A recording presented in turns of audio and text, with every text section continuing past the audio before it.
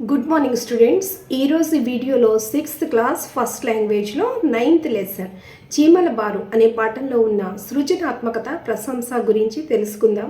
ఈ పాఠానికి సంబంధించిన వ్యాకరణాంశాలు, ప్రశ్నలు, జవాబులు ఇవన్నీ కూడా నేను అప్లోడ్ చేశాను. ప్లేలిస్ట్లో చూడండి, ఇవి అవసరమైన వాళ్ళు. ఓకే, ఇప్పుడు సృజనాత్మకత ప్రశంస గురించి తెలుసుకుందాం. చీమల బారు కవితలో చీమల ప్రత్యేకతలు తెలుసుకున్నారు కదా. అట్లాగే మీరు గమనించిన పక్షుల్లోని ప్రత్యేకతలను కవిత గేయ రూపంలో రాయండి. అంటే చీమల బారు కవితలో చీమల ప్రత్యేకతలు ఏంటో తెలుసుకున్నాం కదా పాఠంలో. అలాగే మనం గమనించిన పక్షుల్లోగా ప్రత్యేకతలు అంటే ఇంపార్టెన్స్ ఏమున్నాయి అనేది ఒక కవిత రూపంలో కానీ గేయ రూపంలో కానీ రాయాలి.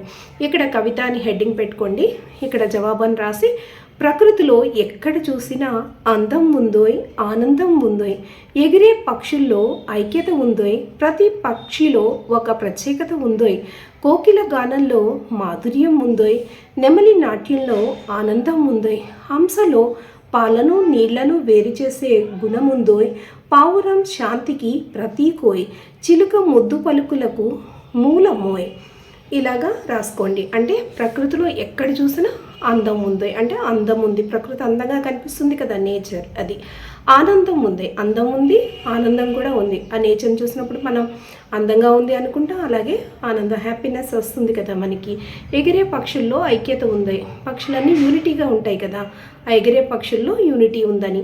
ప్రతి పక్షిలో ఒక ప్రత్యేకత ఉంది, ప్రతి పక్షిలో కూడా ఒక ఇంపార్టెన్స్ అనేది ఉంటుంది కదా, ఉంది అని. కోకిల గానంలో మాధుర్యం ఉందో, కోకిల కూస్తున్నప్పుడు ఎంతో ఆనందంగా, తీయగా, మాధుర్యంగా, చెవులకు ఇంపుగా అనిపిస్తుంది కదా, అదనమాట.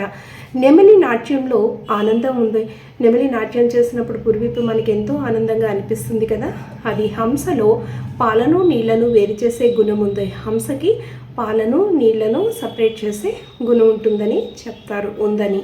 పావురం శాంతికి ప్రతీక, తెల్ల పావురాలు శాంతికి ప్రతీకమా అని చెప్తారు కదా, అంటే పీస్కి ప్రతీక అని అర్థం అన్నమాట. చిలుక ముద్దు పలుకులకు మూలమోయ్, చిలుక పలుకులు ఎంతో ముద్దుగా ఉంటాయి కదా, చక్కగా మాట్లాడే చిన్నపిల్లలు కూడా చిలుక పలుకుల్లా ఉన్నాయి వీళ్ళ మాటలు అని పోలుస్తారు కదా, అది. చిలుక ముద్దు పలుకులకు మూలమోయ్ అంటే ముద్దు మాటలకు కేంద్రము, అది పలికినప్పుడు మనకి ఎంతో అందంగా, ఆనందంగా అనిపిస్తుంది కదా. ఈ రకంగా ఈ కవితను రాసుకోండి. ఓకే స్టూడెంట్స్, ఈ పాఠంలో ఆల్రెడీ క్వశ్చన్ ఆన్సర్స్, తర్వాత టెక్స్ట్ బుక్ బిట్స్, తర్వాత సృజనాత్మకత ప్రశంస ఇవన్నీ రాసుకున్నారు కదా. రాసుకున్న తర్వాత బాగా ప్రాక్టీస్ చేయండి, మంచి మార్క్స్ తెచ్చుకోండి. ఈ వీడియోస్ అన్నీ చూసి మీరు మంచి కామెంట్స్ పెడుతున్నారు, చాలా థ్యాంక్స్. మీరు ఈ వీడియో చూడండి, సబ్స్క్రైబ్ చేయండి, లైక్ చేయండి, షేర్ చేయండి. అదేవిధంగా పక్కనున్న బెల్ ఐకాన్ని క్లిక్ చేయండి. నేను చేసే ప్రతి ఒక్క వీడియో మీకు నోటిఫికేషన్లో వస్తుంది. Thank you students.